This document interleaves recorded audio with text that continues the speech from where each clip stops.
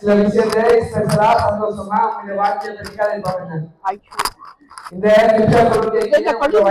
ஒரு கவிதை வந்து கேட்டா அப்ப அவங்க சொன்னாங்க, தான் வந்து ஒழுங்கு செஞ்ச பிஸியில கொஞ்சம் இருக்கிறேன், தன்னால கவிதை வரிகள் எழுத முடிய டைம் இல்லை என்றாலும் தன்னுடைய மனக்கவலைகளையும் சந்தோஷத்தையும் உங்கள்கிட்ட எடுத்து சொல்ல சொல்லியிருக்காங்க.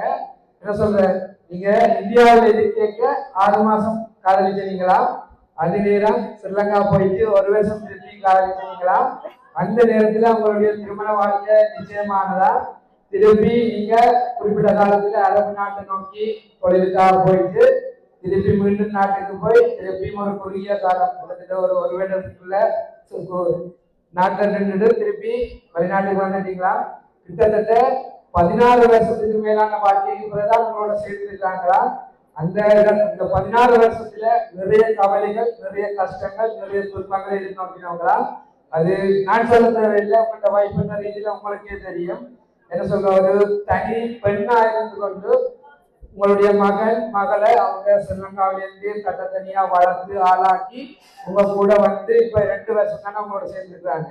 கிட்டத்தட்ட அந்த 25 வருஷ வாழ்க்கையில உங்களோட குறைந்தது ஒரு 4 வருஷம் வாழ்ந்துருப்பாங்க நேரடியா. மற்றபடி என்ன சொல்ற பிரிவுகள் அது வந்து காலத்தால் தீர்மானிக்கப்பட்டது. அவ்வளோ கவலையை கண்ணீரை குறைக்கிற வகையில உங்களோட வந்து சேரணும், உங்களோட சந்தோஷமா வாழணும், உங்களுக்குரிய சந்தோஷங்களை உங்களுக்காக ஏற்படுத்தி தரணும்னு சொல்லிதான் எல்லாமே செஞ்சிருக்காங்க. இந்த 2 நாள் கூட உங்களுக்காகவே பார்த்து செஞ்சாங்களாம்.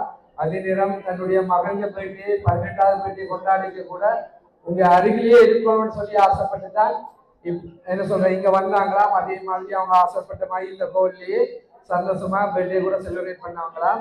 ஒட்டுமொத்தமா என்ன சொல்ற 22 வருஷத்துக்கு ஒரு முதல்ல இந்த காதல் இப்பவும் இருக்கா? இப்ப என்ன சொல்ல போறீங்க? முதல்ல நன்றி மட்டும் சொல்லிட்டு வச்சுட்டீங்க. இவ்வளவு கதையும் இவ்வளவு வாழ்க்கையும் உங்க நம்ம நிப்பாட்டி இருக்கா? இப்ப ஸ்பெஷலா வாய்ப்பு என்ன சொல்ல போறீங்க? நன்றி நன்றி தான் சொல்லுவோம். என்ன சொல்ற, நீங்க அப்ப இந்த காதலோட இப்ப இருக்கீங்களா? இதுக்கு யார போக முடியும்? வைஃபை பிடிக்குமா பிள்ளைகளை பிடிக்குமா? ஃபர்ஸ்ட் வைஃபை பிள்ளைகள். சரி, எப்பவுமே சரி. இப்ப அக்கா இருக்குங்க. வணக்கம் அக்கா. சரி, என்னத்துக்காக உங்களுடைய கணவருக்கு வந்து சர்ப்ரைஸ் பண்ணணும்னு எதிர்பார்த்தீங்க? ஃபர்ஸ்ட்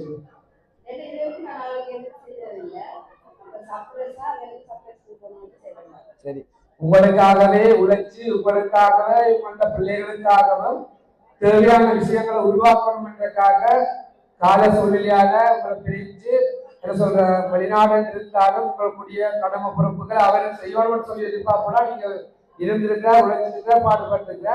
என்ன சொல்ற கால கஷ்டத்தாலும் நீங்க நிறைய காலம் பிரிஞ்சிருந்தாலும் இப்ப இருக்க மகிழ்ச்சியை பார்க்க எங்களுக்கே சந்தோஷமா இருக்குது. நல்லா டான்ஸ் பண்ணீங்க ஃபேமிலியோட சேர்ந்து.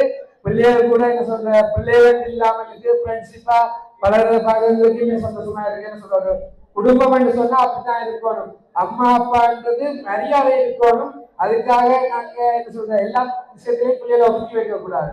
பிள்ளைகள் என்றது எங்களுக்கு ஒரு நண்பர்கள் மாதிரி. அவர்களுக்குரிய உரிமைகளை கடமைகளை நாங்க சரியா செய்யணும்.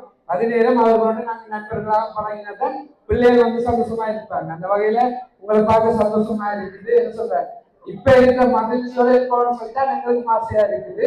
நீங்க எதிர்பார்த்த சந்தோஷம், எதிர்பார்த்த என்ன சொல்ற விருப்பம், அவர் என்ன சொல்ற அவருக்கு செய்ய வேண்டிய எதிர்பார்ப்புகள் எல்லாம் சரியா இருக்குதா? எங்கள் மூலமா சரியா போய் சேர்ந்துதா அவருக்கு? சரி, அப்ப 22 வருஷத்துக்கு முதல்ல இந்த காதலோட இப்ப இருக்கிறீங்க. சரி, அப்ப எத்தனை வயசுல காதலிக்கிறீங்க? 20 வயசுல. இப்ப 43. அப்ப அவருக்கு 44. சரி, 44. அவருக்கு ஒரு வயசு நீங்க பார்த்தீங்களா? யாருக்குமே வயசு பிடிக்காது. சரி, என்ன சொல்ற இதே சந்தோஷத்தோட காலம் விருப்பம்னு சொல்லி நாங்களும் பார்க்கிறோம். நன்றி.